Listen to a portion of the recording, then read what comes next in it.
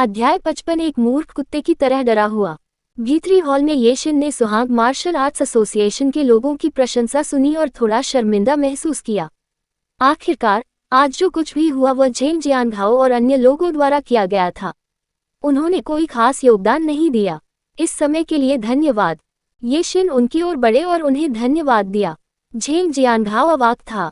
हम यहाँ उस मिशन को पूरा करने के लिए हैं जो हमारे यंग मास्टर ने हमें दिया था, झेंग जियानघाओ ने कहा, यह महसूस करते हुए कि ये शिन थोड़ा अजीब था।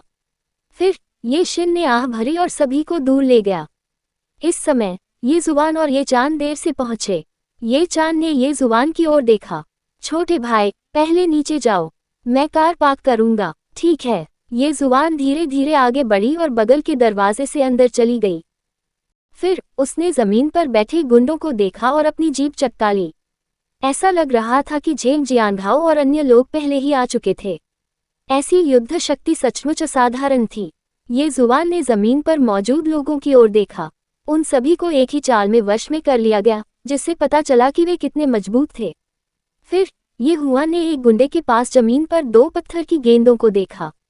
आप खेलने में काफी अच्छे हैं। क्या आपको लगता है कि आप एक मार्शल आर्ट मास्टर हैं क्योंकि आपके पास ऐसी कोई चीज है?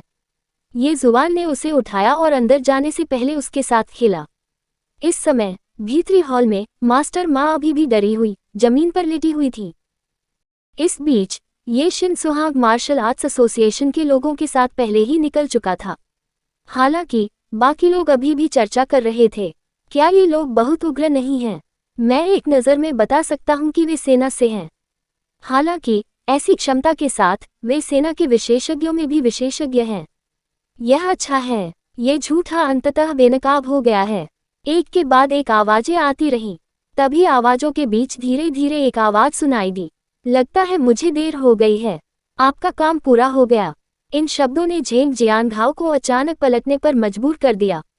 फिर उसने ये जुबान की ओर देखा, जो हाथ में 2 पत्थर की गेंदें लेकर धीरे धीरे चल रहा था। वह तुरंत मुस्कुराया और अपना शरीर झुकाया। युवा मास्टर, आप यहाँ हैं। युवा मास्टर। ये पहली बार था जब उनके बगल के लोगों ने ये हुआन को देखा, लेकिन जब उन्होंने झेंग जियानघाओ के शब्द सुने तो उन्हें तुरंत समझ में आ गया कि जिस व्यक्ति ने उनकी मदद की, यंग मास्टर, उनके सामने वाला व्यक्ति था। वे झट से झुके और बोले, यंग मास्टर, युवा मास्टर। उनकी आवाजें ऊंची नहीं थीं, लेकिन जब भीड़ ने ये सुना तो उनकी आंखें फैल गईं। उन्होंने जो सुना उस पर उन्हें विश्वास ही नहीं हो रहा था। ये लोग वास्तव में ऐसे बच्चे को यंग मास्टर कहते थे। उनकी मानसिकता फूट गई। यहाँ तक कि मागुओ ने भी ये हुआन की ओर देखा, जो आगे चल रही थी। उसकी आंखें घृणा से भर गईं।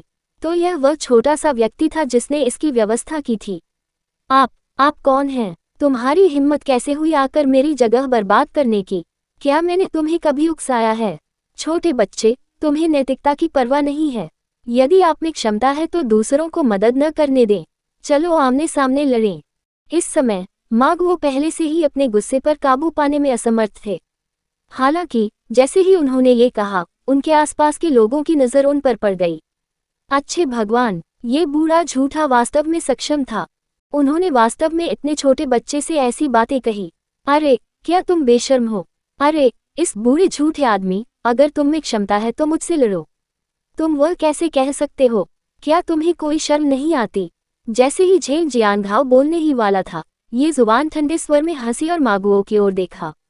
क्या तुम सचमुच मुझसे लड़ना चाहते हो? ये सही है। जब मागुओ ने ये सुना तो वह बहुत खुश हुआ। क्या इस बच्चे का दिमाग खराब हो गया था? वह तो बस एक लड़का था। अगर मागुओ ने उससे लड़ाई की तो ये बस एक पिटाई होगी। हालांकि यह पहले ही एक निष्कर्ष बन चुका था और इंटरनेट पर हंगामा मच गया था, लेकिन इसने उसे अपना गुस्सा प्रकट करने से नहीं रोका। वह आज इस बच्चे को पीट पीट कर मार डालेगा। जैसे ही मागुओ ने ये सोचा, उसके बगल के लोगों में हंगामा मच गया। जब दर्शकों ने ये जुबान की बातें सुनी तो उनके चेहरे सदमे से भर गए। इस बच्चे का क्या कसूर था? क्या वह इतना साहसी था? हालांकि दूसरा पक्ष झूठा था और बुरा था, फिर भी भूखा ऊंट घोड़े से बड़ा था। क्या वह इतना मजबूत नहीं था कि उसके जैसे लड़के से निपट सके? यहाँ तक कि झेंग जियानघाओ और अन्य लोगों के भाव भी बदसूरत हो गए। उनकी नज़र में क्या ये जुबान गड़बड़ नहीं कर रही थी? हालांकि अगले ही पल जैसे हर किसी के अपने विचार थे और झेंग जियानघाओ और अन्य लोग बोलने ही वाले थे। दरार। अचानक एक कर्कश ध्वनि सुनाई दी। आवाज कानों को चुभने वाली थी। एक पल में इसने सभी का ध्यान आकर्षित किया। उन्होंने ध्वनि के स्रोत की तलाश की और उनकी नज़र ये हुआन के हाथ पर पड़ी। ये हुआन के हाथों में वे दो पत्थर की गेंदें जिनसे वह खेल रहा था टूट गईं। वे टुकड़े टुकड़े हो गए। पाउडर का उत्पादन भी किया गया था। एक पल में दर्शकों के शरीर कांप उठे और उनके रोंगटे खड़े हो गए। ऐसा लग रहा था कि उनमें से हर एक को अभी अभी बर्फीली नदी से निकाला गया है।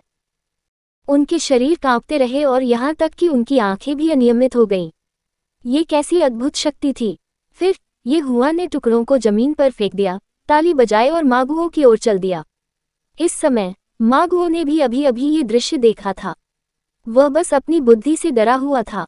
उसका पूरा शरीर टूटे हुए बोरे की तरह कांप रहा था और वह अपनी लार निगलता जा रहा था। ये हुआ ने एक कदम आगे बढ़ाया और मागुओ का चेहरा पीला पड़ गया।